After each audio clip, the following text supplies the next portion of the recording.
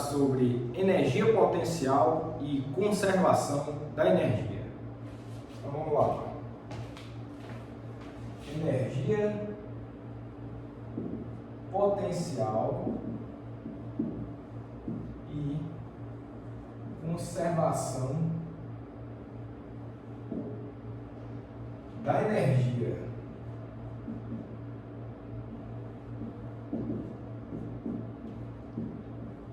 Bom, nas aulas anteriores vimos que existia um tipo de energia associada ao movimento dos objetos que era a chamada energia cinética. Hoje a gente vai estabelecer um tipo diferente de energia, que é a energia potencial, e a partir disso a gente vai estudar o conceito de conservação da energia. Mecânica, energia mecânica é essa que vai se conservar em determinadas situações, que eu também vou definir o que é energia mecânica. Bom, o que é energia potencial? Vamos falar logo sobre energia potencial. Energia potencial. Bom, pessoal, o conceito de energia potencial está vinculado à energia de um sistema de objetos que interagem através de uma força. Por exemplo, um sistema gravitacional, ou seja, dois objetos que interagem gravitacionalmente, é um sistema que existe uma força de interação entre eles. Por exemplo, esse lápis aqui e a Terra. A Terra está atraindo esse lápis também está atraindo a Terra, é uma força, pela terceira lei de Newton é a mesma força, mas claro, pelo fato do lápis ter massa menor, quem se move é ele. Então, é um sistema que interage através de uma força e a gente associa a energia potencial à configuração, geralmente espacial, de objetos que interagem através de uma força.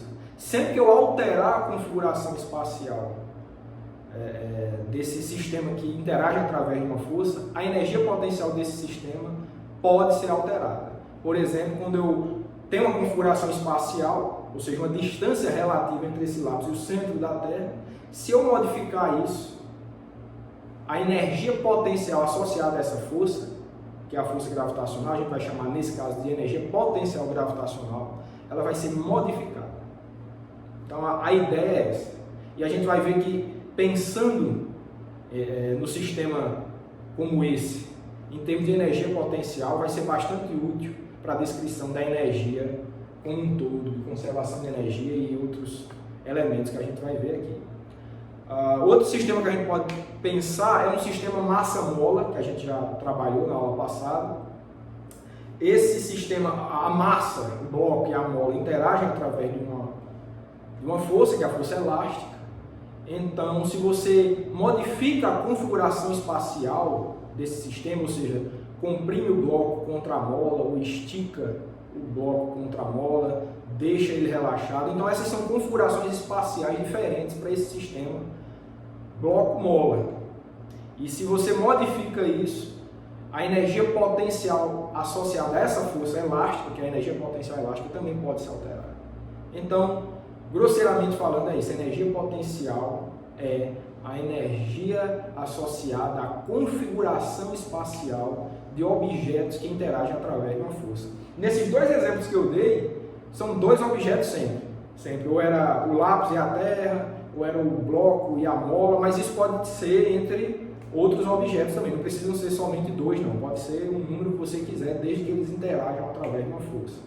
Por exemplo, o sistema planetário, você tem Sol e um conjunto de planetas. Se você, de alguma forma, modificar a configuração espacial desses objetos do sistema solar, a energia potencial gravitacional associada ao sistema solar pode ser modificada. Não é sempre também não, mas em determinadas situações a energia potencial gravitacional associada a esse sistema pode ser alterada.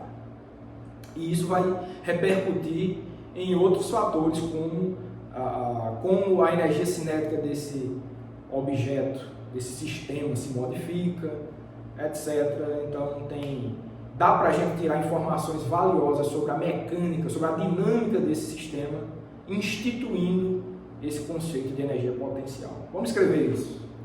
Então, este conceito conceito está associado à energia da configuração espacial de objetos que interagem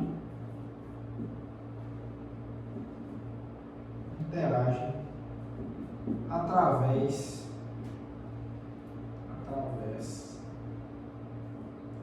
de uma força.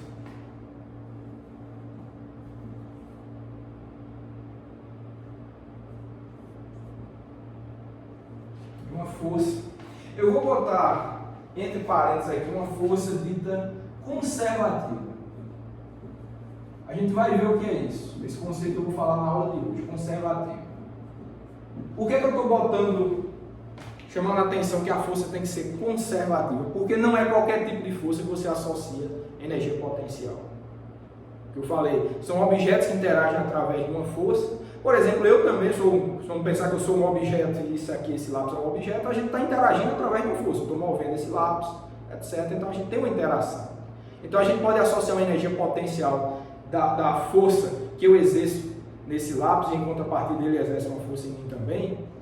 Não, nesse caso não, a gente vai ver porque eu já só vou adiantar, é porque essa força que eu uso para movimentar esse lápis não é uma força dita conservativa. Eu vou definir isso hoje. Então, o conceito de energia potencial é um conceito associado à energia da configuração espacial de objetos que interagem através de uma força conservativa. Como eu dei o exemplo da força gravitacional, a força gravitacional a gente vai ver é um exemplo de força conservativa e a força elástica também. Agora, essa força que eu estou exercendo aqui nesse lápis, força de atrito, por exemplo, essas não são forças ditas conservativas, por isso a gente não associa energia potencial a esses tipos de força. A gente vai ver por quê. Bom, então, tendo definido o conceito de energia potencial, o que a gente vai fazer agora é estudar a relação entre trabalho e energia potencial. Trabalho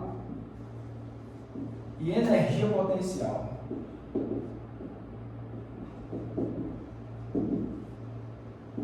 Eu vou descrever essa relação entre o trabalho. A gente já sabe a relação entre trabalho e energia cinética, né? Através do teorema do trabalho e energia cinética. O que a gente quer fazer agora é, já que a gente instituiu esse novo tipo de energia potencial, como que a gente vincula o conceito de trabalho com o conceito de energia potencial? É isso que eu quero tratar agora. Bom, eu quero tratar isso com um exemplo. Vamos tratar isso com um exemplo. De novo, esse lápis aqui ele interage com o campo gravitacional da Terra. Ele está submetido à ação do campo gravitacional da Terra. E vamos supor que quando eu jogo esse lápis para cima, quando ele está livre de mim, está somente sob a ação da força gravitacional, nessa situação aqui, ó, quando ele se desloca livremente até a parte de cima, certo? O que a gente diz é que a força gravitacional ela realizou um trabalho, a gente já sabe, a gente já estudou isso. A força gravitacional ela vai realizar um trabalho sobre esse lápis e o efeito do trabalho da força gravitacional é retirar a energia cinética. Por quê? Quando eu jogo esse lápis para cima, ele tem muita energia cinética, ele tem uma velocidade necessária para ele subir. E quando ele chegou aqui no alto, ele teve a sua velocidade anulada, ou seja, teve a sua energia cinética anulada. Quem retirou essa energia cinética do lápis foi a força gravitacional. Lembrando que o trabalho da força gravitacional retirou a energia cinética do lápis, nessa subida. Então, para a gente vincular o conceito de energia potencial com o trabalho, a gente diz que a retirada de energia cinética por conta do trabalho, lembrando que trabalho é uma transferência de energia de um tipo em outro.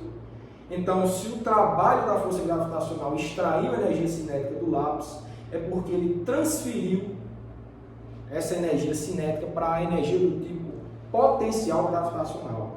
Nessa subida, o objeto perdeu a energia cinética e adquiriu energia potencial gravitacional por conta do trabalho da força gravitacional. A função do trabalho da força gravitacional foi essa: retirar energia cinética e fornecer energia potencial gravitacional.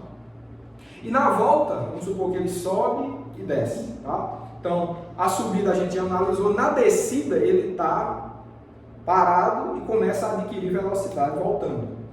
Nessa parte de cima ele não tem velocidade, ou seja, não tem energia cinética, e ele vai descer por conta da força gravitacional. A força gravitacional vai puxar em direção à Terra, e a análise em termos de energia que a gente faz é que o trabalho da força gravitacional, nesse caso da descida, ele deu energia cinética para o lápis, porque ele vai adquirir velocidade cada vez mais, mas se ele deu energia cinética é porque ele se livrou um pouco, ele diminuiu a energia potencial gravitacional que esse lápis tinha adquirido na subida. Quando ele volta, o trabalho da força gravitacional tem a função de jogar fora parte da energia potencial gravitacional adquirida e transformar em energia cinética, transformar em velocidade. Então, espero que vocês tenham percebido a relação importante que a energia potencial tem com o trabalho. O trabalho transfere um tipo de energia em outro. Nessa análise de subida e descida, primeiro o trabalho da força gravitacional retirou energia cinética e transformou em energia potencial gravitacional, depois fez o contrário. Essa mesma força gravitacional retirou energia potencial gravitacional e devolveu energia cinética.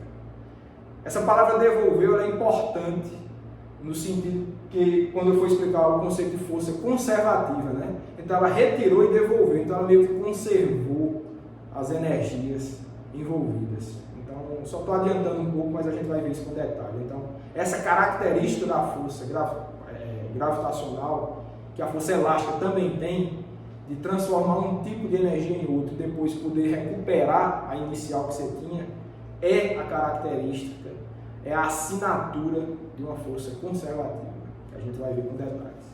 Então, espero que isso tenha ficado claro. Então,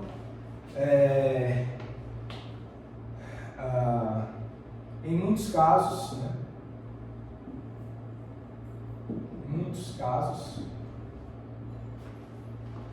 O trabalho de uma força faz uma transferência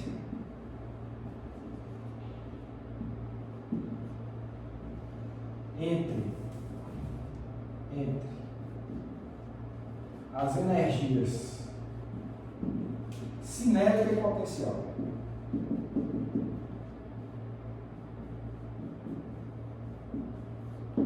Então, em muitos casos, aí você pode perguntar, que casos são esses, né? Em muitos casos é sempre? Não é sempre, é em muitos casos, então em algumas situações. E que situações são essas? É quando esse trabalho for um trabalho de uma força dita conservativa. Então, essa transferência, né, de um número que você associa a energia cinética, tudo isso, ou parte disso, é energia potencial, e você transferir de volta essa possibilidade, isso é possível se o trabalho for de uma força conservativa, como a gente vai ver. Então, por isso que eu disse em muitos casos. E que casos são esses? Quando for o trabalho de uma força conservativa. Se a força não for conservativa, como eu já falei, esse conceito de energia potencial não se aplica. Importante isso. Ok, então, tendo feito essa relação, a gente pode já escrever uma equação, tá certo? A gente pode escrever uma equação. A equação que a gente escreve é o seguinte: dessa forma, temos. A gente tem que o trabalho, a gente sabe do teorema do trabalho da energia cinética, do trabalho total das forças que são realizadas sobre um objeto é igual à variação da energia cinética dele. Isso a gente viu. E caso a totalidade das forças que atuam nesse objeto seja composta de forças conservativas, né? Ou seja, força do tipo gravitacional ou elástica, não tiver outro tipo de força realizando o trabalho, então o que a gente tem aqui é que o trabalho total vai ser o trabalho das forças conservativas, que vai ser igual à variação de energia cinética, mas nesse caso específico que eu estava comentando aqui, isso aqui vai ser igual a menos a variação da energia potencial, tá certo? Então, esse U aqui é a chamada energia potencial. Esse U é energia potencial e eu vou numerar essa equação aqui com o número 1. Então, quando as forças conservativas são as únicas que realizam trabalho sobre o objeto, ou seja, desse total você só extrai trabalho de força conservativa, não é sempre isso, em muitos casos, como eu falei, então toda variação de energia cinética do objeto ela é compensada por uma variação negativa da energia potencial associada a essas forças conservativas. Que a nível desse curso eu já posso adiantar que os dois únicos tipos de força conservativa que a gente vai trabalhar são os dois que eu já mencionei, a gravitacional e a elástica. Então não vamos precisar nos preocupar com outros tipos de força. Então, isso é verdade aqui, né? Essa passagem do total para trabalho de força conservativa, quando, a nível desse curso, quando somente forças do tipo gravitacional e elástica realizarem trabalho sobre o sistema. Se tiver uma força externa, como essa que eu já mencionei, eu estou movendo esse lápis aqui, essa força que eu estou usando para movimentar esse objeto, não é nem do tipo gravitacional, nem do tipo elástica. Então, não se aplica a esse caso aí. O trabalho que eu estou exercendo nesse objeto não deve ser associado a uma variação de energia potencial. E mesma coisa do atrito. O atrito também não é um tipo de força conservativa. Também você não pode escrever, incluir trabalho de força externa como essa que eu estou falando para vocês, o trabalho de força de atrito, como sendo o trabalho de força conservativa, porque elas não são conservativas. De novo, conservativas a nível desse curso, somente gravitacional e elástica. Isso tem que ficar bem claro.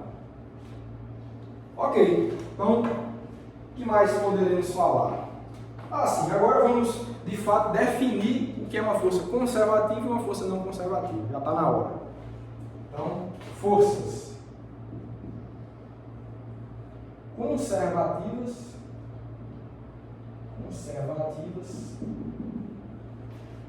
e não conservativas.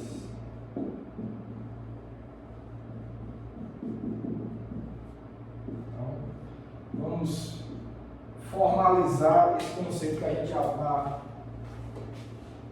mencionando desde o início da aula, então vamos escrever o que é isso. E é muito importante, como vocês estão vendo, para esse contexto da análise da energia potencial.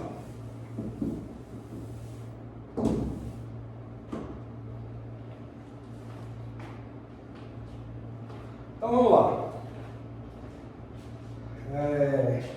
Supondo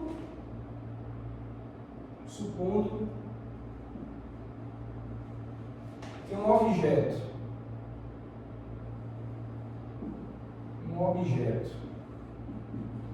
se move sob a ação de uma força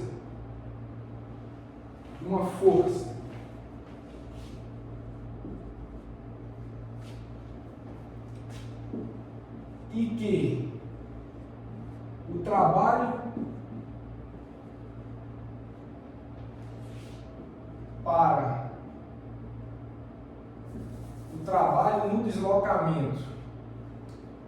no deslocamento entre os pontos I inicial, né? I e F é W1. Então, supondo que um objeto se move sob a ação de uma força e que o trabalho de deslocamento entre os pontos I e F é W1, dizemos que a força é conservativa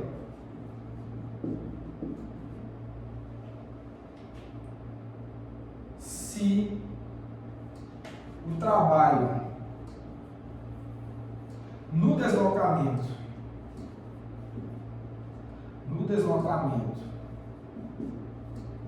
de F para I for sempre menos W1.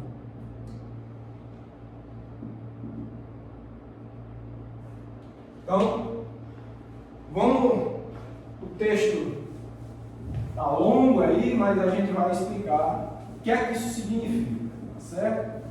O que é que eu quero dizer com isso? Então vamos reler, tá? Então estou supondo que um objeto se move sob a ação de uma força. Estou analisando uma força específica. Pode ser até mais de uma força que ele está se movendo sob a ação dela, mas eu quero estudar uma dessas forças especificamente e entender se ela é conservativa ou não. Então pode ser até esse lápis aqui, de novo. Tá? Quando eu movo esse objeto, nesse movimento, a gente tem, em princípio, duas forças atuando. A minha, que é uma força externa, e a força gravitacional. Então, nesse movimento desse lápis, tem duas forças atuando nele. A minha e... Se você quiser entender como normal, que eu estou exercendo uma força normal, tudo bem. Mas é uma força externa minha e a força gravitacional.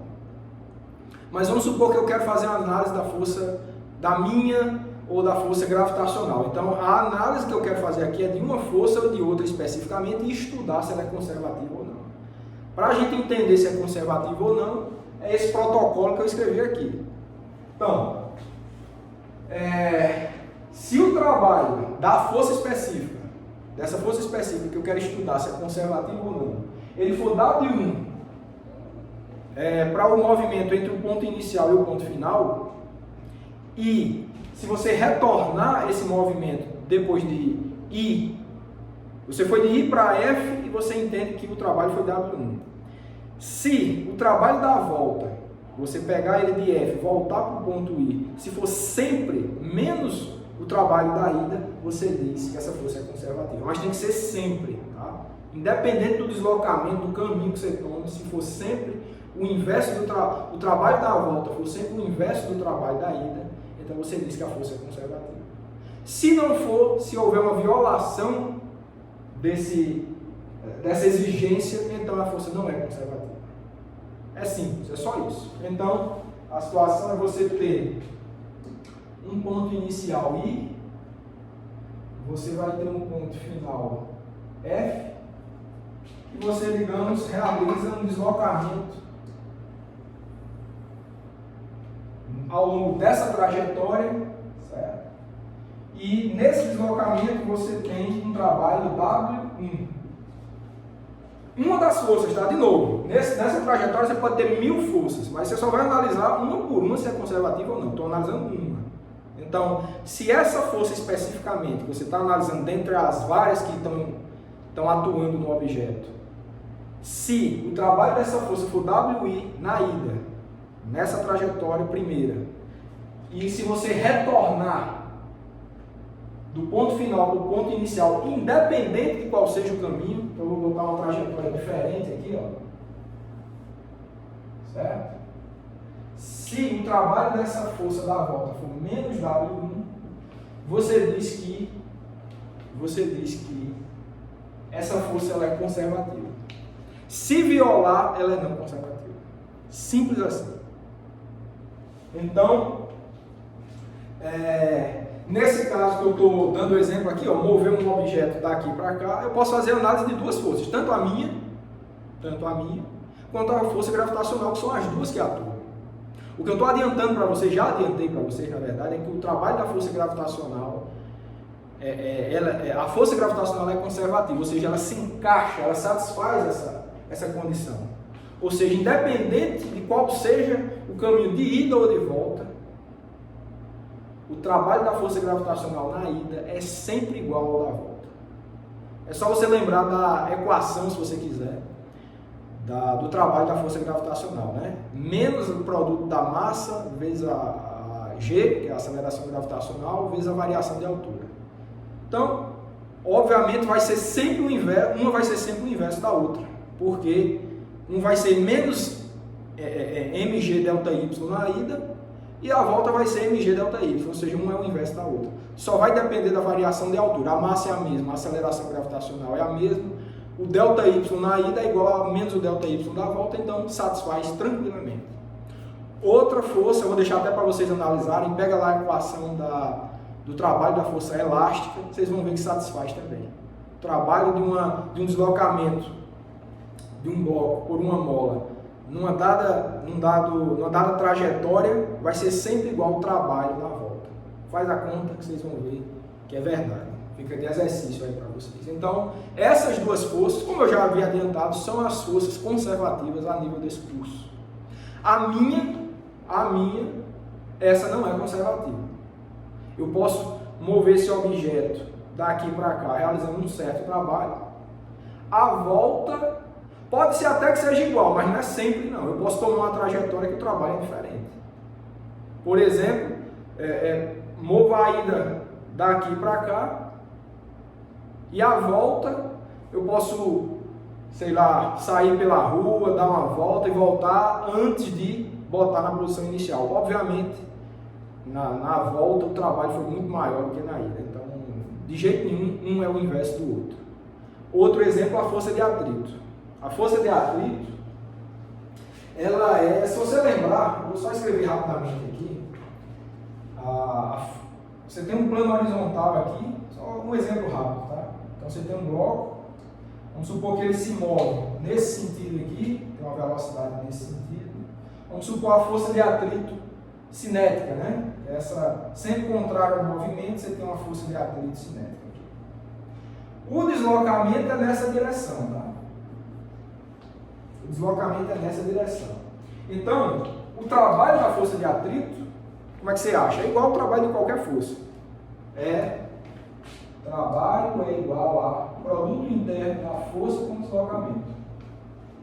Se você quer saber o trabalho do atrito, nesse caso aqui, vai ser igual ao produto interno da força de atrito com o vetor de deslocamento. Nesse caso aqui, específico, a força de atrito, ela é oposta, sentido oposto ao vetor de deslocamento. Então, eles fazem um ângulo de 180 graus entre si. Então, isso daqui você pode escrever como sendo o módulo da força de atrito, módulo do deslocamento, vezes o cosseno de 180 graus, que é menos 1. Então, você pode botar só um sinal de menos aqui. Certo? E só lembrando, o trabalho da força de atrito, desculpa, ela vai ser constante, coeficiente de atrito, né? μk, vezes força normal, vezes deslocamento. Essa aqui é a força de atrito, o produto do coeficiente de atrito com a força normal, com a intensidade da força normal. E o sinal de menos não pode esquecer. Então, como vocês veem, independente de qual seja o deslocamento, a força de atrito está sempre oposta ao deslocamento. Então, sempre vai ser negativa. Então, se eu pensar na força de atrito de mover o objeto daqui para cá, ela é negativa. E se eu fizer a volta, a força de atrito também vai ser negativa. O trabalho da força de atrito é negativo tanto na ida quanto na volta. Então, obviamente, nunca vai poder ser o oposto no outro. Duas coisas negativas não podem ter sinal oposto. Então, óbvio que a força de atrito não se enquadra no critério de força conservativa.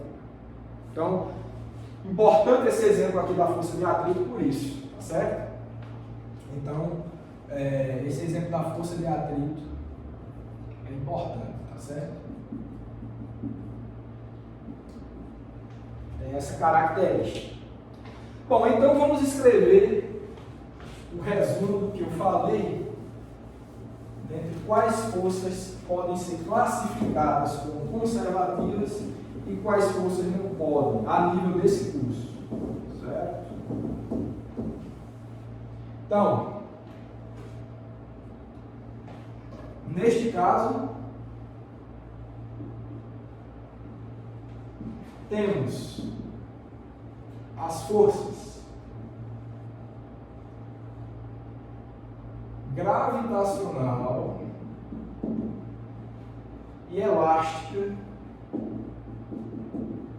como conservativas e as forças externas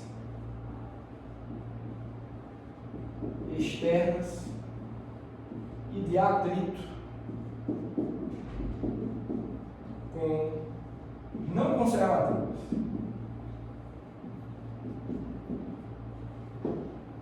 Bom, em resumo é isso.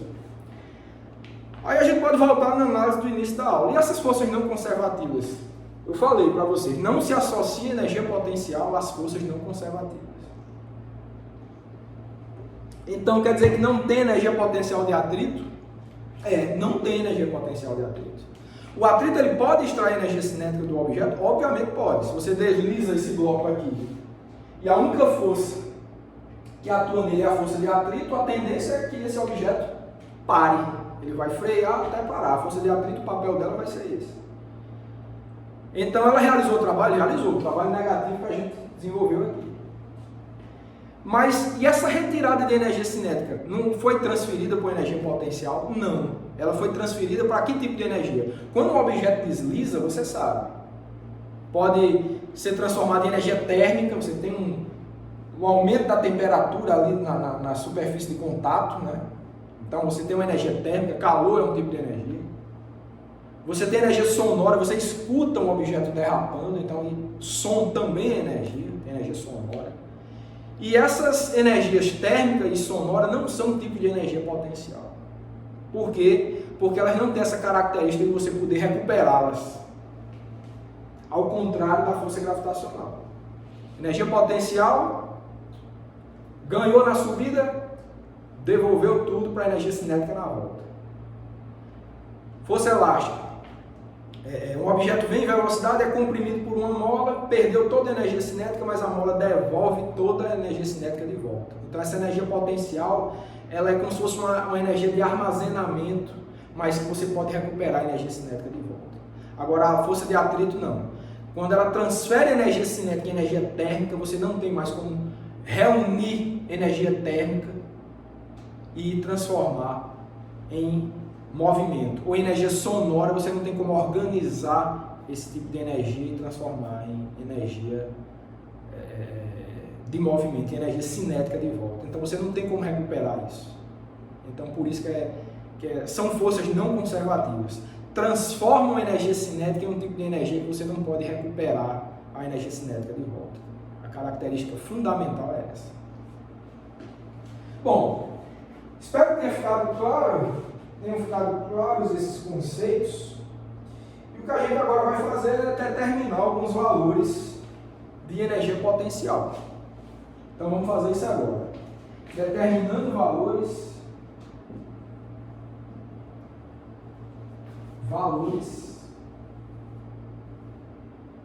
de energia potencial.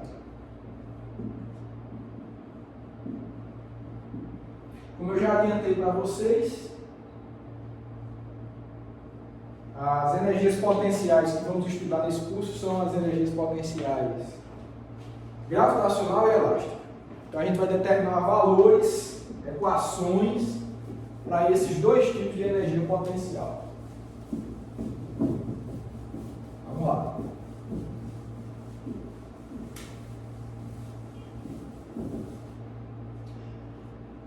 Bom, então da equação número 1, a gente tem o seguinte. Da equação 1, temos, olha, para a força gravitacional, vamos estudar a força gravitacional, caso gravitacional, né? Força gravitacional. O que é que a gente tem?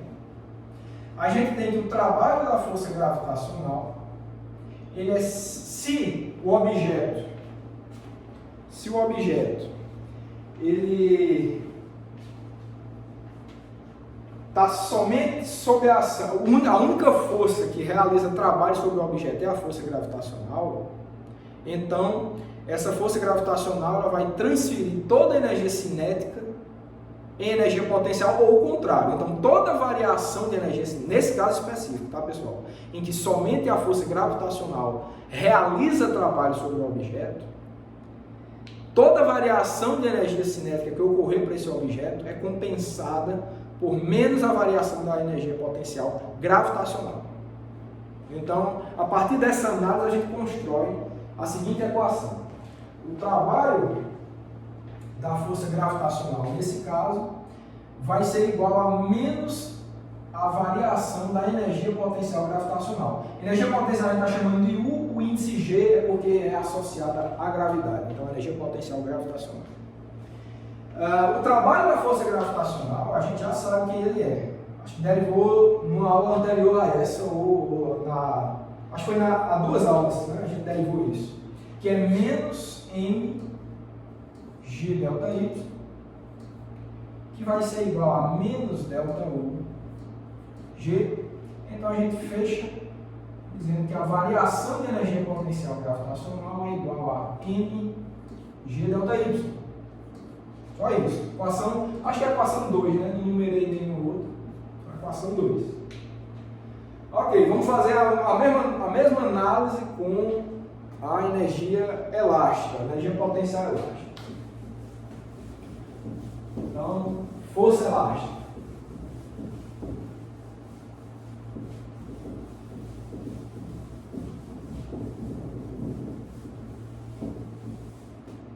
Força elástica.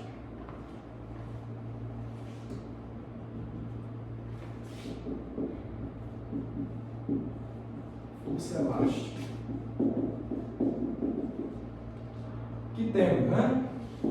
Mesma coisa, a gente vai ter que o trabalho, no caso de novo, se a força elástica for uma situação que a força elástica seja a única que realiza trabalho sobre o sistema, então o trabalho da força elástica ela vai ser igual a menos a variação da energia potencial elástica. Presta atenção aqui na nomenclatura, tá? Nas definições. U, energia potencial, índice EL, tá? De elástica. Então vai ser assim. Bom, o trabalho da força elástica, a gente viu em aulas anteriores. Deixa eu só recuperar. É uma equação anterior que a gente derivou numa aula dessas, que foi o seguinte. Menos a constante elástica da mola, que multiplica posição final ao quadrado, menos posição inicial ao quadrado, dividido por 2. Isso é igual a menos variação da energia potencial elástica.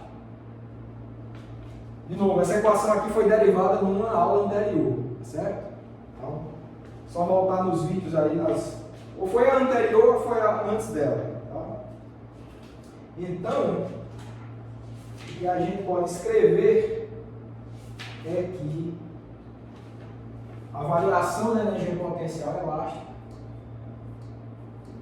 é igual a mesma coisa aqui, só que sem o sinal de menos. Vai ser igual a constante elástica, x final ao quadrado, menos x inicial ao quadrado, dividido por 2. Essa vai ser a nossa equação número 3. Bom, então isso foi o que fizemos.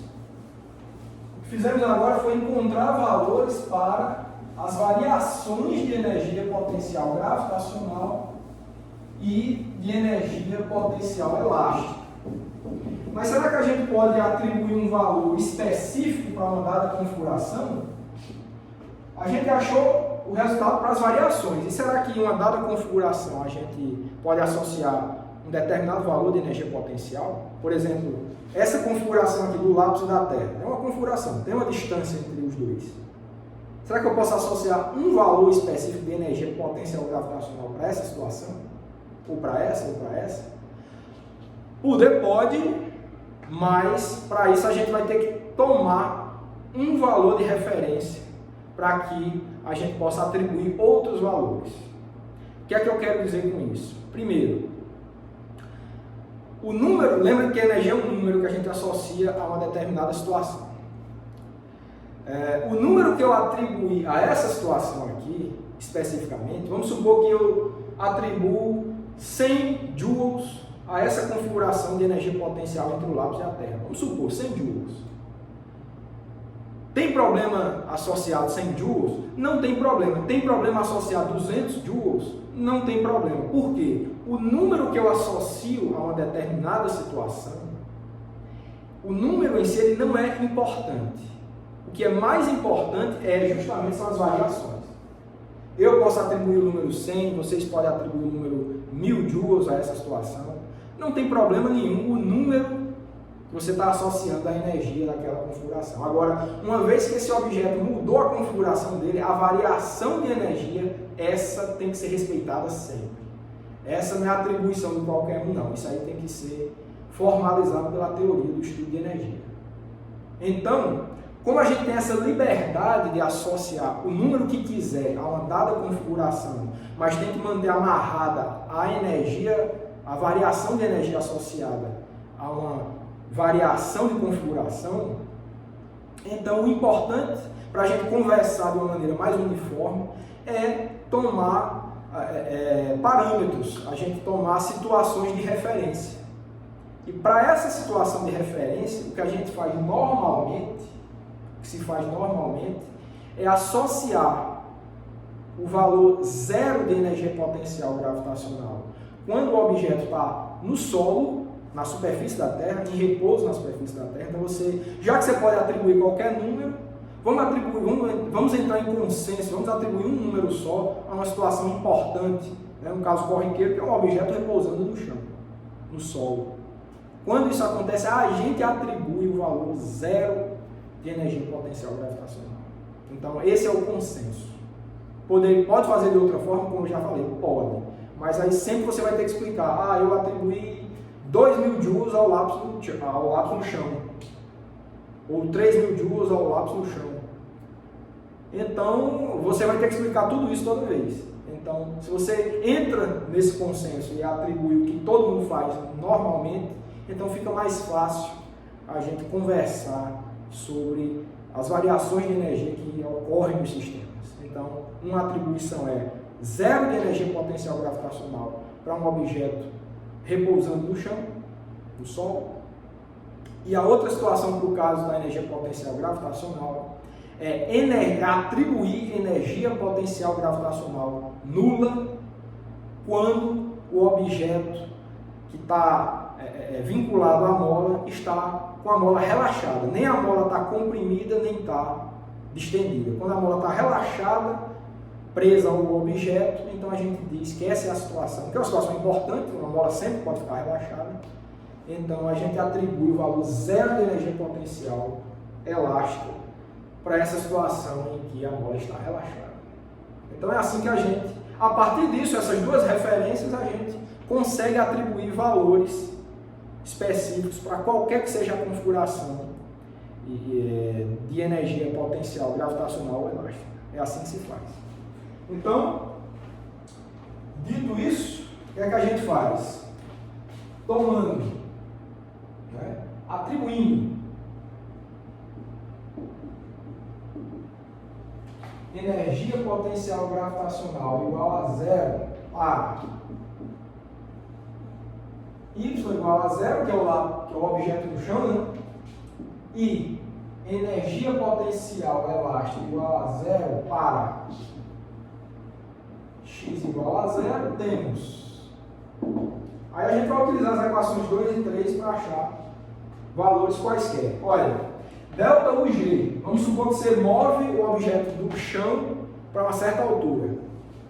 Então você vai ter, a variação é energia potencial gravitacional no fim, a uma certa altura y, menos energia potencial gravitacional no início, que era um objeto no chão, vai ser igual a mg delta y, que é o y, que é a altura final, menos a altura inicial, que é zero, que é o objeto no chão. Se eu estou atribuindo energia potencial gravitacional zero para um objeto no chão, então isso aqui é zero, e o que a gente encontra aqui a energia potencial gravitacional a uma altura y vai ser igual ao produto de mg e y, que é a altura. Então, essa é a nossa equação de número 4. Então, pronto.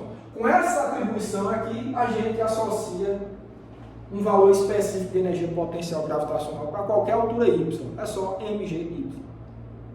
É assim que se atribui valores específicos depois que você toma a referência. Vamos fazer a mesma coisa agora para a energia potencial elástica. Vamos apagar aqui para a gente fazer isso. No caso da energia potencial elástica, a gente vai utilizar a equação 3. Então vamos lá. Variação de energia potencial elástica. Então digamos que você move o objeto da posição relaxada até uma outra posição em que a mola está esticada ou comprimida. Então a posição final vai ser uma posição x qualquer, então você vai ter energia potencial elástica atribuída ao ponto x menos energia potencial elástica atribuída ao ponto x igual a zero, que é a mola relaxada. Isso vai ser igual a constante elástica, casinho, né? X final é a posição x qualquer, menos x inicial é o ponto x igual a zero de mola relaxada, né? Zero ao quadrado, vou botar aqui, dividido por 2. Então, se fizermos a atribuição de energia potencial elástica zero para x igual a zero, então a gente anula esse termo aqui, e o que a gente obtém aqui, a energia potencial elástica para um dado ponto x é igual a k x ao quadrado dividido por 2. Essa é a nossa equação de número 5.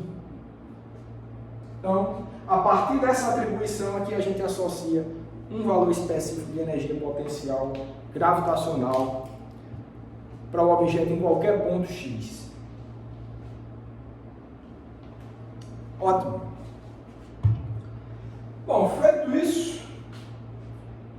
isso, o que a gente vai fazer agora é instituir o que se chama energia mecânica, e a gente vai ver em que situações que essa tal energia mecânica que eu vou definir, ela se conserva. Vamos ver isso. Eu vou apagar tudo, certo? Vou apagar tudo. Acho que vou apagar aqui mesmo. Vamos seguir daqui. Quando eu for fazer algum exercício, se der tempo hoje, eu apago tudo. Vamos falar agora sobre energia mecânica, conservação da energia mecânica.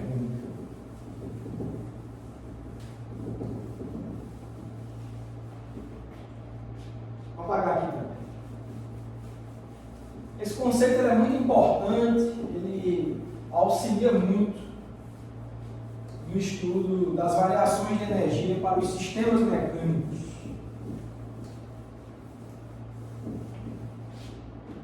Então vamos ver. Conservação da energia mecânica.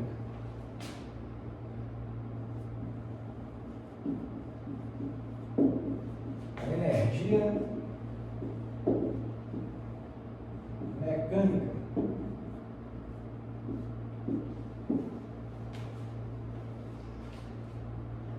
Bom, aí vamos começar definindo. Vamos começar definindo o que é energia mecânica. Então, a definição, né? A energia mecânica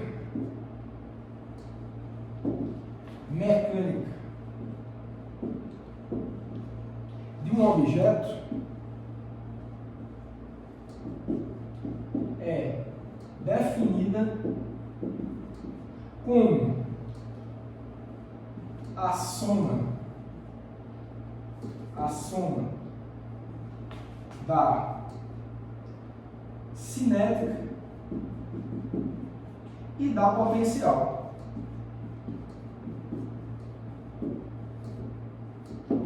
Energia cinética a gente já sabe o que é, energia potencial a gente já sabe o que é. Estou definindo que energia mecânica é a soma das duas.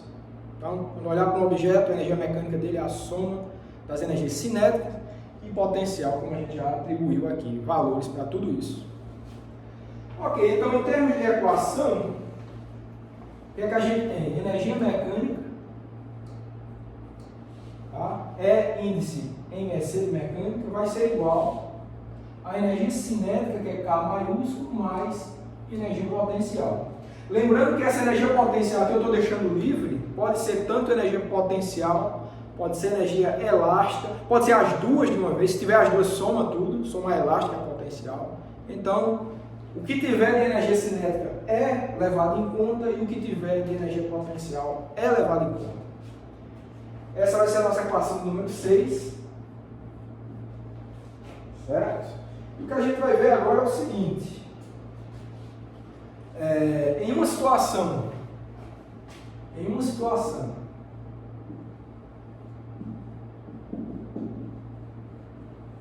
em que somente forças conservativas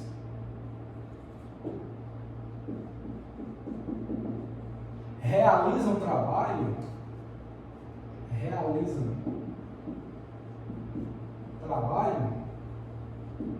temos.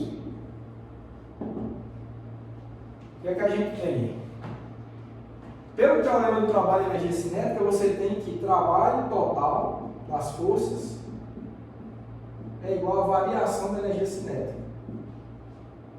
Se eu estou estudando uma situação em que somente forças conservativas realizam trabalho, então a gente tem o seguinte, que o trabalho total vai ser o trabalho das forças conservativas. Isso vai ser igual à variação da energia cinética. Tá, mas eu já discuti com vocês que o trabalho de uma força conservativa é igual a menos a variação da energia potencial associada àquela força conservativa. Então, o que é que a gente tem? Que o trabalho da força conservativa vai ser igual a menos a variação da energia potencial gravitacional associada, e isso vai ser igual, continua sendo igual à variação da energia cinética. Tá certo, vamos continuar aqui, tá? Vamos continuar desenvolvendo aquela equação ali embaixo e ver o que é que a gente encontra.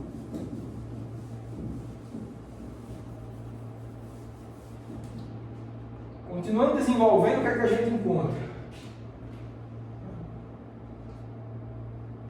Isso nos dá que ΔK mais, tá menos ΔU aqui, vai mais ΔU para o outro lado, mais ΔU, isso vai ser igual a zero. Isso aqui, claro, a gente pode escrever como sendo variação da soma de K mais U. Isso é igual a zero. Isso, olha, comparando com a equação 6, quem é K mais U que está dentro desse parênteses? É justamente a energia mecânica. Então, o que a gente tem é que a variação da energia mecânica é igual a zero. É isso que a gente encontra. Ela se conserva. A energia mecânica se conserva. Sempre que se conserva? Não. Olha aqui a hipótese. Se conserva em uma situação em que somente forças conservativas realizam o trabalho. É assim que ela se conserva. Em outra situação, se você tiver forças não conservativas realizando o trabalho, a energia mecânica não se conserva. Então, essa é uma análise muito interessante e é o que a gente chama de conservação da energia mecânica. Conservação da energia mecânica. Então, a gente conclui a nossa análise, tá? Dizendo que quando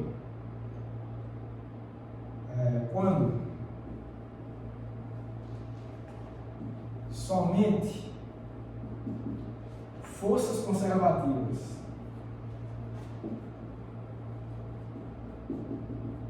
realizam trabalho,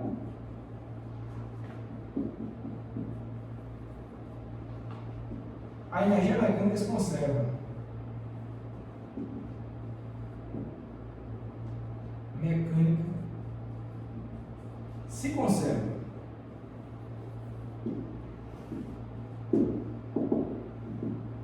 Isso é o que a gente entende por conservação de energia mecânica. Então, pronto.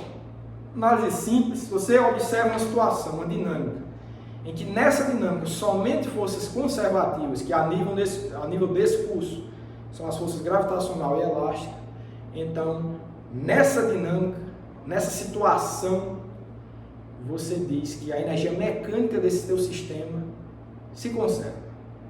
Essa é a mensagem. Ok, então é uma análise importante, certo? Então, se você pensa, por exemplo, no caso de... Só mencionar rapidamente aqui, no caso desses, claro, esses casos que eu já estou analisando, de massa mola, né, de objeto em queda livre, essas são situações em que somente forças conservativas realizam trabalho e, consequentemente, a energia mecânica se conserva. Mas vamos pensar num caso interessante. É importante a gente identificar, pessoal, situações em que somente forças conservativas realizam trabalho. Isso é diferente, prestem atenção, isso é diferente de você só ter força conservativa atuando no objeto. Não é essa a situação. É quando você só tem forças conservativas realizando o trabalho. Podem até existir outras forças, mas se elas não realizarem trabalho, então a conservação de energia mecânica é válida. Por exemplo,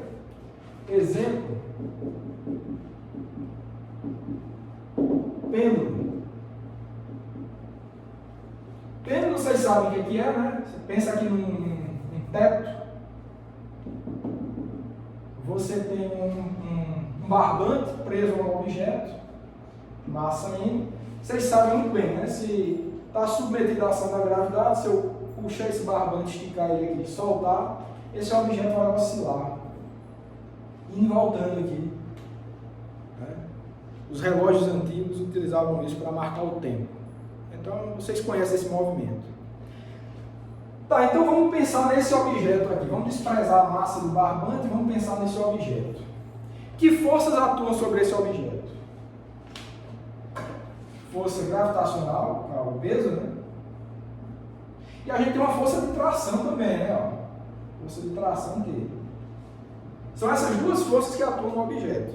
A força gravitacional, o peso, ela é conservativa, a gente já falou. E a força de tração? Ela existe, ela é conservativa? Uma força de tração, em geral, ela não é conservativa. Aliás, ela não é conservativa. Não tem razão para uma força de tração ser conservativa. Você puxar um objeto por uma corda, indo e voltando, o trabalho da ida não tem nada a ver com o trabalho da volta, não tem vínculo nenhum. Então, a força de tração, ela não é conservativa. É uma força externa, como essa minha, do lápis e tal. Então, essa força de tração, ela não é conservativa. Então você tem uma força não conservativa existindo ali. Então não se aplica a conservação de energia mecânica? Calma. O que diz é, se ela realiza trabalho. A análise que você tem que fazer não é se a força existe ou não. É se ela realiza trabalho. A força de tração ela existe. Mas você vai fazer a análise, ela realiza trabalho? Essa é a análise que você precisa fazer. A força gravitacional ela realiza trabalho, porque você tem deslocamento para baixo e para cima, né? mg delta y, né? Você tem delta y, você tem variação de altura, então você tem trabalho de força gravitacional atuando nesse sistema. Então, é conservativa, então até aí tudo bem, mas e a tração? A força de tração, ela realiza trabalho? Se você perceber, a força de tração ela não realiza o trabalho. O trabalho da força de tração é igual a zero. Por quê? Quem é o trabalho da força de tração? É a vetor força de tração, produto interno com deslocamento. O vetor de deslocamento, a todo instante, ele é perpendicular à força de tração. A força de tração é para cima, o vetor de deslocamento é sempre perpendicular. Eles sempre vão fazer um ângulo de 90 graus. Então, o produto interno entre esses dois vetores é sempre zero. Então, apesar da força de tração existir, ela não realiza trabalho. Ela não está realizando trabalho. Então, eu não preciso me preocupar com ela para saber se eu vou fazer, se eu posso usar essa lei de conservação de energia mecânica. Ela não realiza trabalho, ela não entra na conta. Então, a outra força que sobrou, que é a força gravitacional, essa sim é conservativa. É a única, são duas forças que existem, mas somente uma realiza trabalho, e essa única que realiza trabalho é conservativa, então aplica-se sim a conservação de energia mecânica nesse caso. Ela é válida. Certo? Então, nessa situação, a soma das energias cinética e potencial é sempre constante. A soma, energia cinética mais energia potencial, que dá energia mecânica, é sempre constante. Essa energia mecânica ela não varia, esse número não varia. Então, aqui em cima tem muita energia potencial gravitacional, tem muita altura. Essa energia potencial ela começa a diminuir, porque perde a altura, mas o objeto ele ganha velocidade quando ele desce.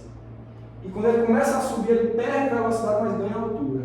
Então você vai ter sempre uma compensação, né, de perda de energia cinética e ganho de energia potencial gravitacional e vice-versa. Mas de tal forma que a soma dessas duas coisas é uma constante, que é a energia mecânica. Essa que é a análise.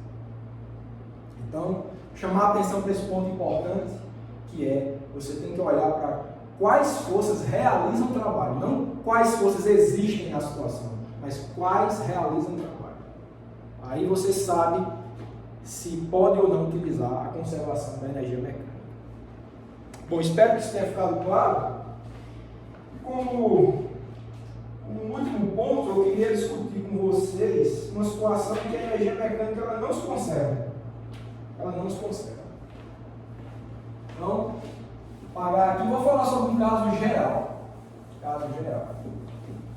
Mas eu espero que vocês tenham percebido uma coisa que eu já falei em aulas anteriores, pessoal.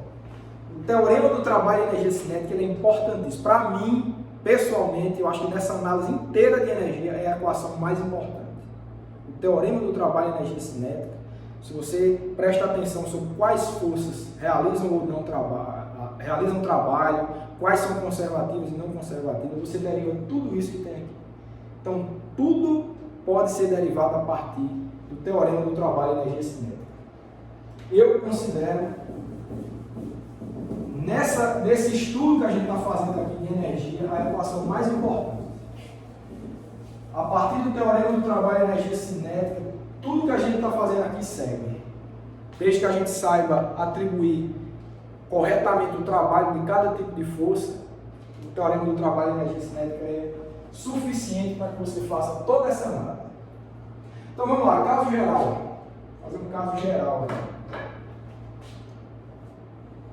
Caso geral. Então, numa situação geral, em geral temos o teorema do trabalho e energia cinética, que é o trabalho total igual à variação da energia cinética. Dentro desse trabalho total, você pode ter trabalho de forças conservativas, que é o trabalho de força gravitacional e força elástica. Você pode ter trabalho de forças externas. Então, por exemplo, nesse movimento, eu já falei para vocês, nesse movimento aqui desse lápis, tem duas forças realizando trabalho. A minha, que é externa, e a força gravitacional, que é conservativa. Então, é o caso em que você tem essas duas contribuições aí. Mas você pode ter atrito também. Tá? Você deslizando um objeto aqui no quadro, né? Ó, tem a força gravitacional, tem a força externa, que é a minha, e tem uma força de atrito também da superfície do quadro com o lápis. Então tem uma força de atrito. Não sei se vocês estão até ouvindo. Esse som é o quê? O atrito está retirando energia cinética do movimento e transferindo energia sonora. Tem térmica também, etc. Então você tem um trabalho de força de atrito envolvido. É possível, né, que tenha também um trabalho de força de atrito envolvido. Isso tudo é igual à variação da energia cinética.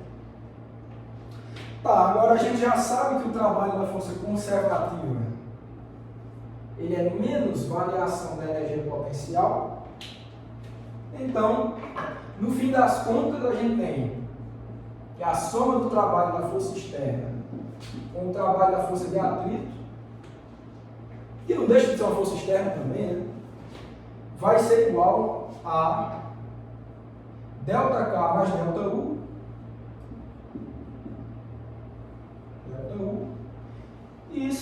com isso a gente conclui que o trabalho da força externa, das forças externas, mais o trabalho dessas dissipações do atrito, né? Vai ser igual à variação, ó, ΔK mais ΔU a gente já sabe, tá ali, né? Variação da energia mecânica.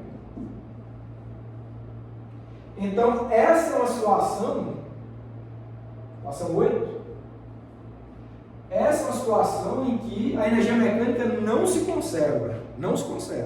Aqui, ó, a variação da energia mecânica é diferente do número, diferente de zero, né? Se existir trabalho de força externa e trabalho de atrito já falei que não é conservativo. E forças externas não são conservativas. Né? Com exceção, claro, se você considerar a força gravitacional e elástica como externa, aí é conservativo. Mas essas externas no sentido de ver um agente causador, empurra o objeto, puxa, etc. Essas forças externas não são conservativas. Então, quando você tem a ação, quando você tem a realização de trabalho por forças não conservativas, que são as externas e as de atrito, a energia mecânica não se conserva. Não é válida a conservação da energia mecânica. Então, espero que isso tenha ficado claro. Bom, tendo concluído essa análise, eu vou fazer com vocês 2 exercícios para a gente fixar esse conteúdo de energia, né, no contexto dessa aula de hoje. Certo? Então, vou apagar tudo e a gente passa a fazer alguns exercícios.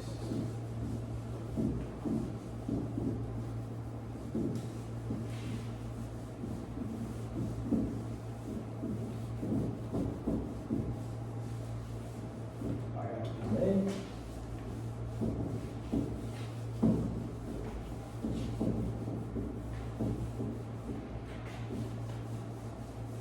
Eu vou ler um exercício aí para vocês.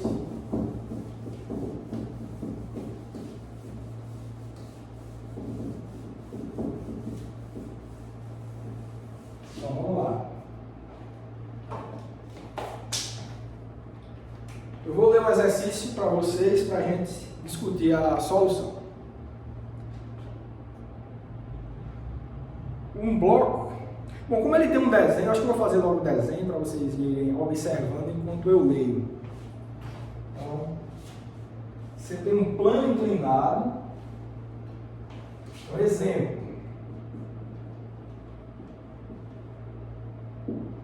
você tem um plano inclinado, 30 graus de inclinação. Você tem uma base fixa aqui. Você tem uma mola.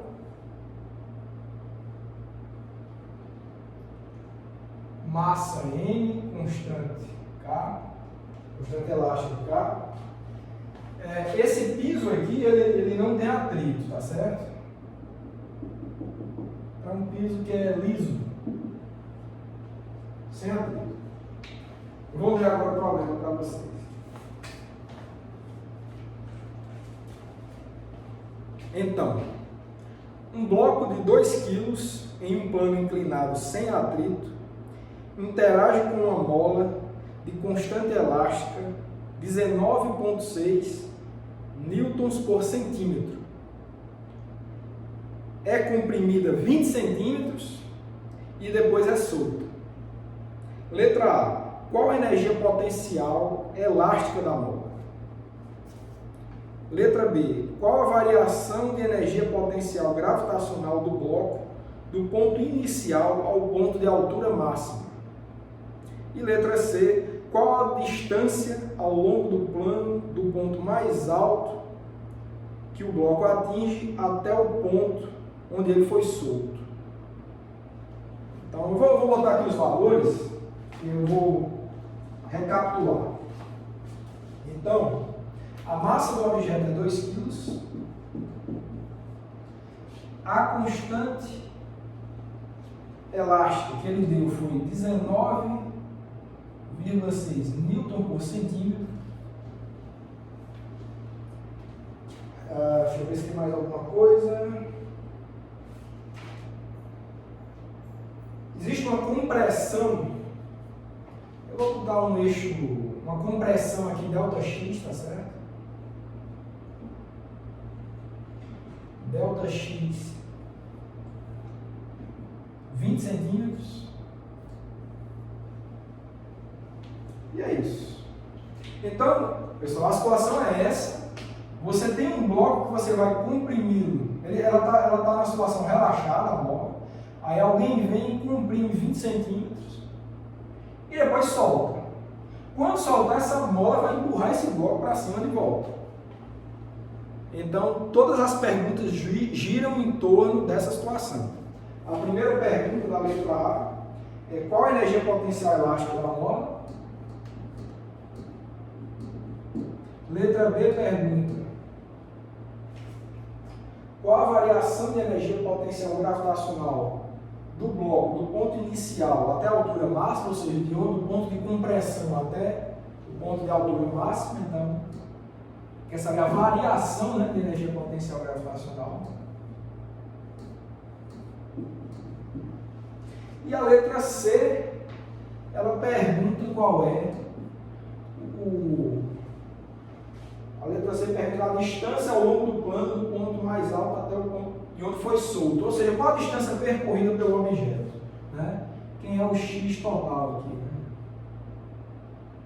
Total. Pronto, são essas três perguntas que a gente precisa responder. Bom, vamos dar a solução nisso.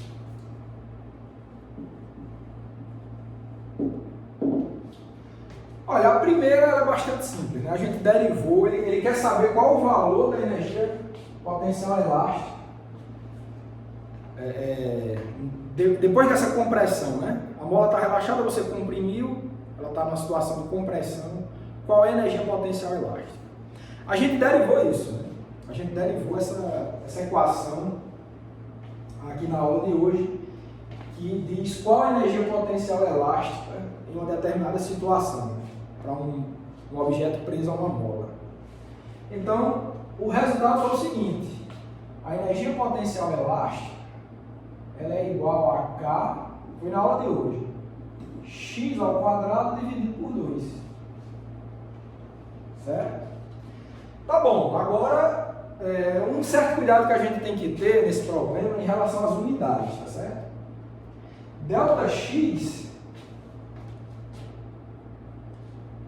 20 centímetros, mas a gente tem que passar para o sistema internacional, né, em metros, então vai ser 0,2 metros. Essa constante elástica é 19,6 Newton por centímetro. Newton por centímetro. Então a gente tem que passar isso de Newton para Newton por metro. De Newton por centímetro para Newton por metro. Como é que a gente faz isso? Olha, quando a gente tem centímetro e a gente vai passar para metro, a gente divide por 100. Esse número em centímetros dividido por 100 é o mesmo número em metros. Foi o que a gente fez aqui, né? Dividiu por 100, ficou assim. Mas uma coisa que tem que ficar observada é o seguinte: essa dimensão aqui de distância, né? Essa unidade de centímetro, ela está no denominador, ó, tem uma divisão aqui, está no denominador da unidade. Então, se está no denominador, se de centímetro para metro você divide por 100, mas como ali é por centímetro, se você quer por metro, então você multiplica por 100. Então o correto aqui é multiplicado por 100, vai ser 1960 Newton por metro. Isso é até intuitivo, né? Se você comprime uma mola de 1 centímetro, ela vai exercer uma força de 19,6 Newton. Mas se você comprimir de 1 metro, é claro que a força vai ser muito maior. Então, por isso que vai ser 100 vezes maior. Por isso que você multiplica por 100. Bom, tendo feito isso, a gente substitui esses valores. Você tem o valor da constante elástica do sistema internacional, o X, tá? Esse X aqui é o valor da posição que o bloco vai estar na posição de compressão. Zero, quando a gente derivou essa equação, a gente atribuiu a energia potencial elástica, ela é zero para o ponto de relaxamento da mola. Se você comprimiu 20 centímetros, né, essa equação aqui ela é válida com base nesse ponto de referência x igual a zero. Então, menos 20 centímetros é o número que você tem que botar aqui. Tá? É o ponto que você está querendo analisar a energia potencial elástica. Então, só para ficar claro, né, vou botar os valores para vocês verem. Né? Vai ficar 1960 vezes 0,2 ao quadrado dividido por 2. Isso dá que a energia potencial elástica vai ser 39,2 joules. 39,2 joules. Então, está resolvida a letra A. Letra B. Isso aqui é letra A, certo? Letra B. Letra B pede variação da energia potencial gravitacional do bloco do ponto inicial ao ponto de altura máxima. Vamos utilizar o que é mais poderoso na situação, que é o teorema do trabalho de energia cinética? Então vamos lá. Pelo teorema do trabalho de energia cinética, temos trabalho total igual a variação da energia cinética. Total. Certo? Tá. Quais forças realizam o trabalho aí? Olha, você tem força gravitacional para realizar o trabalho, que é a força de peso. Você tem a força normal, né? Você tem uma força normal aqui. Mas olha, o bloco se desloca nessa direção e a força normal é sempre perpendicular. Se a força é perpendicular ao deslocamento, ela não realiza trabalho. Então a gente não precisa se preocupar com o trabalho de força normal. Ela existe, mas não realiza trabalho. Então não entra nessa conta aqui. E tem a força da mola, né? A força elástica é ao longo do deslocamento, essa sim realiza trabalho. Então, as forças que realizam trabalho são peso e elástica. Tudo bem, então, o que é que a gente faz aqui? A gente escreve, trabalho total vai ser o trabalho da força gravitacional mais o trabalho da força elástica igual a ΔK. Não vou escrever não, olha pessoal, ΔK é a variação da energia cinética. De onde? Do início do ponto de compressão máxima até o ponto de altura máxima. No ponto de compressão máxima, o objeto está parado, você solta ele do repouso. Então a energia cinética nesse ponto inicial é zero. Aí ele vai ser jogado até o ponto de altura máxima, na altura máxima a velocidade também é zero. Então não tem energia cinética nem no início nem no fim. Variação é zero também. Então, isso aqui é zero, isso aqui é igual a zero. Tudo bem. Agora o que vemos? Que o trabalho da força gravitacional ele é menos a variação da energia potencial gravitacional e o trabalho da força elástica é menos variação da energia potencial elástica. Isso tudo é igual a zero. Ok, então daqui a gente conclui o seguinte, que o trabalho da força gravitacional vai ser igual a menos a variação da energia potencial elástica. Só que isso daqui é igual aqui a menos energia potencial elástica inicial, vou botar aqui final, desculpa, que é o delta, né? Menos energia potencial elástica inicial. A inicial ela é zero, né? Inicial ela é zero. Certo? Que é desculpa, a final é zero. Desculpa, a final, a energia potencial elástica. No início você tem que é essa daqui, ó. Essa daqui que a gente calculou. Essa aqui é a inicial, o ponto de compressão. O que é o inicial? O início é quando o bloco está comprimido. E o final é quando ele está lá em cima. No início a mola está comprimida. No final, o bloco foi jogado para cima, a mola está livre do bloco. Ela está relaxada, ela não vai estar mais sob a ação do bloco. Então, no fim, a energia potencial elástica é zero. Certo? Então, Com isso a gente conclui o quê? Que a variação da energia potencial gravitacional ela vai ser menos com menos da mais, né? Então vai ficar energia elástica inicial, que é essa que a gente tem aqui, né? Se você quiser, você pode botar índice I aqui. E com isso a gente conclui que a variação da energia potencial gravitacional é o mesmo número aqui, 39,2 joules. Está aí a solução da letra B. Ótimo.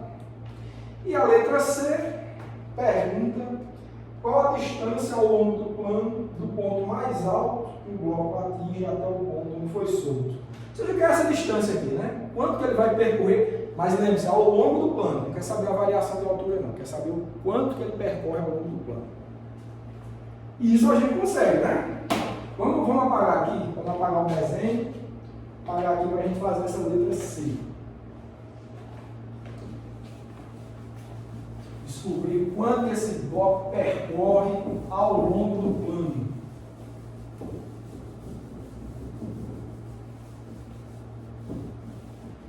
Vamos lá, letra C. Olha, primeiro a gente pode achar a variação de altura, né? Ele vai estar comprimido aqui, ele vai subir. A variação de altura a gente pode conhecer a partir dessa variação de energia potencial gravitacional. Então, temos que... Eu vou botar o eixo Y aqui, tá? E eu vou atribuir o valor zero ao ponto de mínima altura, certo? O ponto de compressão máxima. Então, o que é que a gente tem? De variação da energia potencial gravitacional, a gente derivou na aula de hoje. É igual a mg delta y. Delta y. Certo? Tá bom, agora esse delta y, né, esse delta y que a gente vai ter de variação de altura,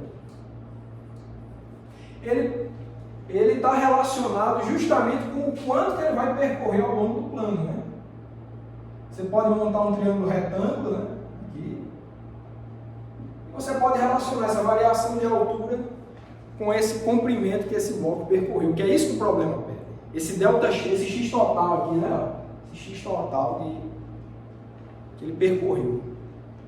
Então, como é que a gente associa esse x total com o delta y? Esse delta y ele vai ser igual ao seguinte. Ele é o cateto oposto a esse ângulo aqui, né? Então, delta y vai ser igual a essa hipotenusa, né, que é o quanto que ele vai percorrer, dividido pelo seno de 30 graus. Então, vai ser igual a x total dividido por seno de 30. Certo? Então, o delta y é só isso.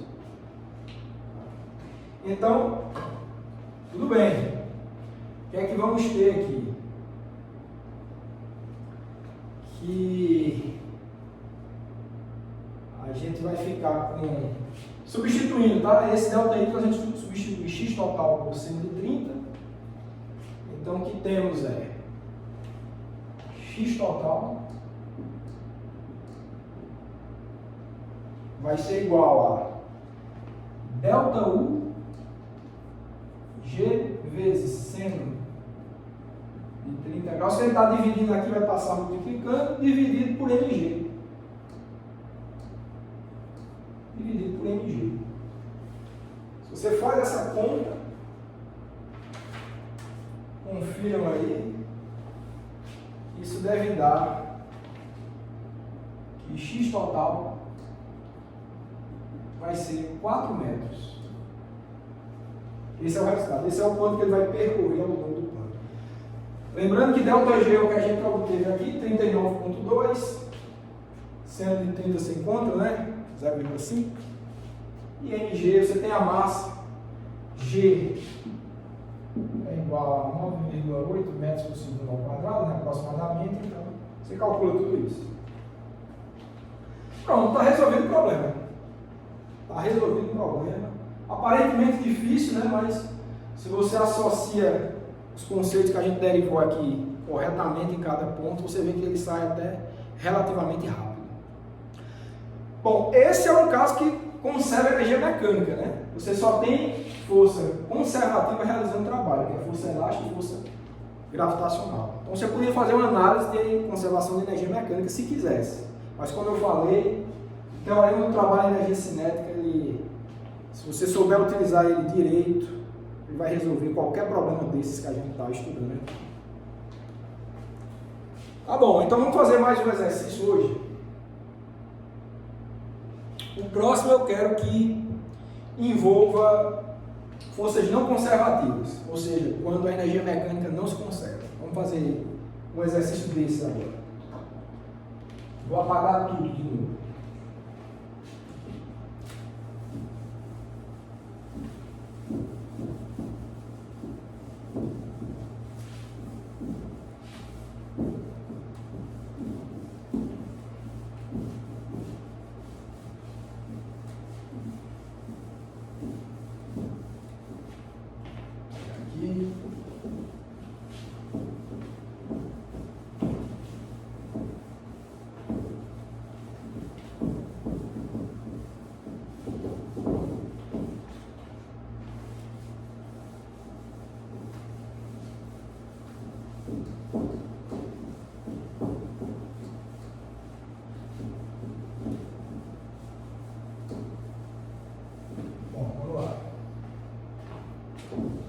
Vou fazer também novamente o desenho primeiro, depois eu leio o exercício para vocês. Bom, tem um desenho que é o seguinte, tem um caminho aqui, tá?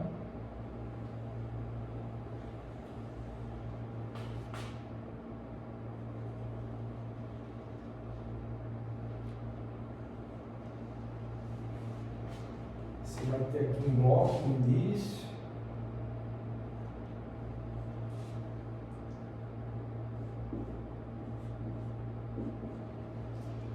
Você vai ter um vale.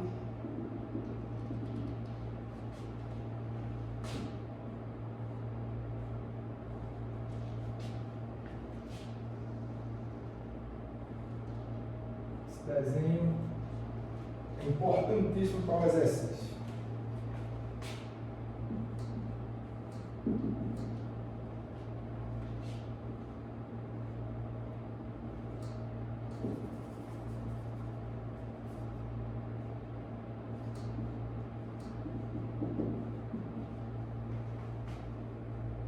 Bom, acho que é só. Esse desenho aí já é suficiente para vocês entenderem o que eu vou ler. Só chamar a atenção para isso aqui.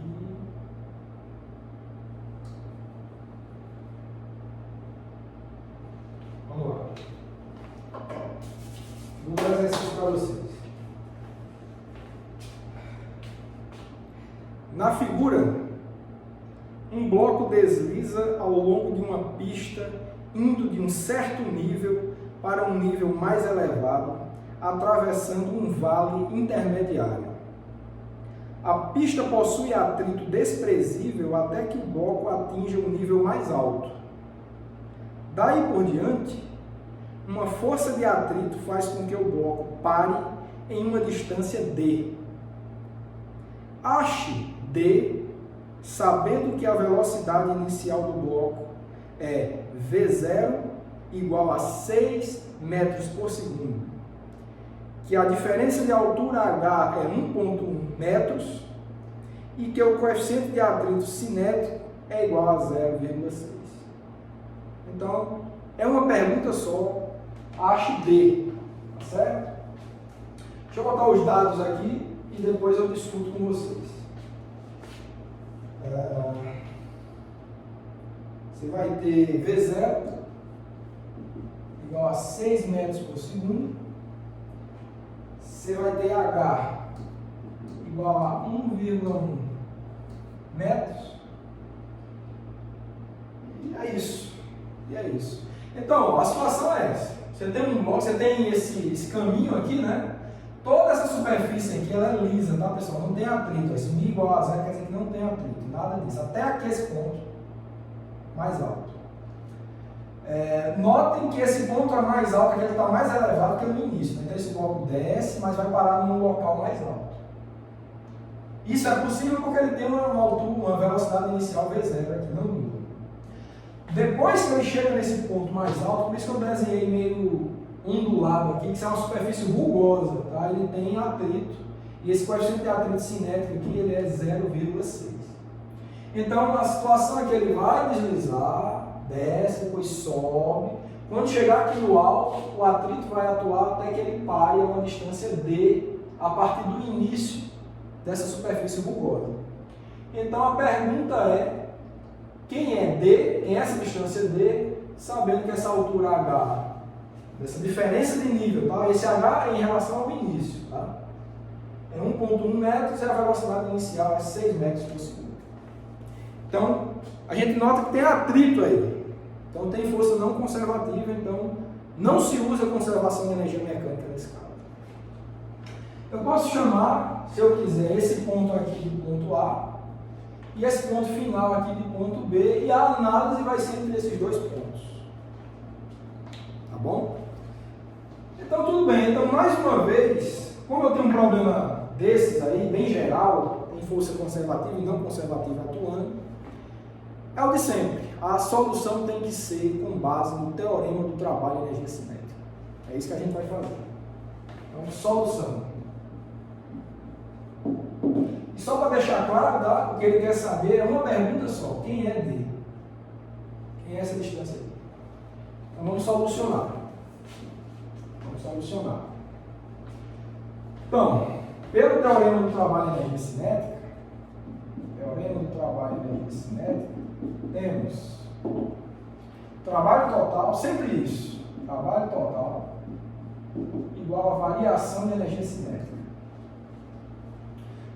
Para a gente saber quem é o trabalho total, precisamos entender quais forças realizam o trabalho nesse sistema durante esse deslocamento. Que forças atuam sobre esse objeto? Ó, ele vai ter força peso e força normal atuando o tempo todo. Ele está ali deslizando na superfície, ele tem normal e peso. O peso a gente já sabe que ele vai realizar trabalho, porque vai ter uma diferença de nível aqui, vai descer, vai subir. Então o peso, a força gravitacional realiza trabalho. A força normal, a exemplo do caso anterior, não realiza trabalho. Força normal ela é perpendicular à superfície, ó, aqui. Então o bloco vai descer, a força normal é sempre perpendicular à superfície. Então, uma força que é perpendicular ao deslocamento não realiza trabalho. Então, a normal existe, a força normal existe, mas não realiza trabalho. Não vai entrar nessa conta aqui. E depois de descer e subir, vai ter a força de atrito. Essa vai realizar trabalho. A gente até já analisou como é. Força de atrito é contrária ao deslocamento, ela vai ter uma contribuição negativa, um trabalho negativo. Então, nessa conta aqui do trabalho total, só vão entrar trabalhos da força gravitacional e da força de atrito. Simplesmente. Então vamos embora. Daqui a gente conclui o seguinte, ó, trabalho total, trabalho da força gravitacional, não tem mola, então não tem força elástica, não tem trabalho de força elástica. Mas, trabalho do atrito é igual a energia cinética final menos energia cinética inicial. Eu vou botar A e B, tá? Eu chamei de A e B, então, final vai ser o ponto B e o inicial é o ponto A. Certo? B e A. Ok. No ponto B, a gente já sabe que o objeto para. O atrito vai dissipar toda a energia cinética desse objeto. Então ele vai parar no ponto B. É o ponto final dele. Então não tem energia cinética no ponto B. Tem no ponto A? Tem, porque ele tem velocidade no ponto A. V0. Então vamos seguir e resolver esse problema. Trabalho da força gravitacional entre A e B. Olha, entre A e B, você vai ter essa variação de altura, né? H, certo? Então, o trabalho da força gravitacional vai ser menos mg delta y, a gente sabe disso. Então, menos mg delta y, é o final menos inicial, é h, né? Você tem um valor de y aqui, aqui vai ser y mais h, a diferença vai ser o próprio h. Então, mgh mais trabalho da força de atrito. A gente já analisou isso aqui, né? Só vou chamar a atenção rapidamente. Né? Você tem aqui a superfície rugosa, tem o objeto. O deslocamento é nesse sentido. E a força de atrito tem sentido contrário. Né? A gente já analisou isso na aula de hoje. A gente viu que o trabalho da força de atrito vai ser menos módulo da força de atrito, FK, módulo da distância. Né? Esse menos é porque é cosseno 180, né? 180 graus é o ângulo entre eles. Então fica só aqui. Então o trabalho da força de atrito é menos FKD. Então, menos força de atrito cinético vezes o deslocamento igual a menos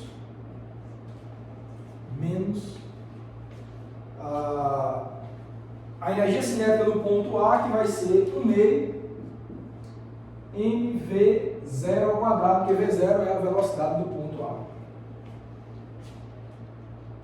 Ok, então,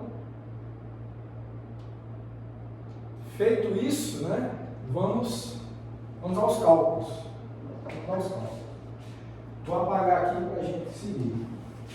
Lembrando que a gente quer tirar o valor de D, tá certo? De D. Mas vamos desenvolver isso daí um pouco mais. Olha, vai ficar menos mgh menos. Quem é a força de atrito cinético? Olha, isso daqui a gente sabe, né? Força de atrito cinético é o coeficiente de atrito cinético vezes a força normal. Essa é a força de atrito, está aqui, ó. O bloco está aqui. Mas essa é uma superfície horizontal. Quem é a força normal numa superfície horizontal? Tem intensidade igual à força peso, que é mg. Então, isso daqui é igual a mg, né? mg, né? m vezes g. mg é a intensidade da força normal. Então é assim que fica. Então aqui a gente vai escrever menos μk, massa vezes gravidade, igual a menos 1/2 mv0 ao quadrado. Pronto. E aqui a gente pode cortar quem? As massas, né? As massas podem ser canceladas, todos os termos têm. Os sinais de menos podem ser cancelados também. E vamos embora. Então a gente tem o seguinte, que GH mais, né, μg G é igual a V0 ao quadrado dividido por 2. Opa, faltou o D, né? Eu acho que faltou o D. Ó, μkmg é a força de atrito, né, cinético, mas faltou o D, tá certo? Eu esqueci de botar o D aqui. Vou encaixar ele aqui, tá? Igual. Espero que vocês estejam enxergando aí. Esqueci de botar esse D aqui. Então, μkmg, só isso aqui é a força de atrito. E aqui também volta o D. Né? Senti falta porque é ele que eu estou calculando, né? O problema pede quem é o D. Ótimo, então vamos embora.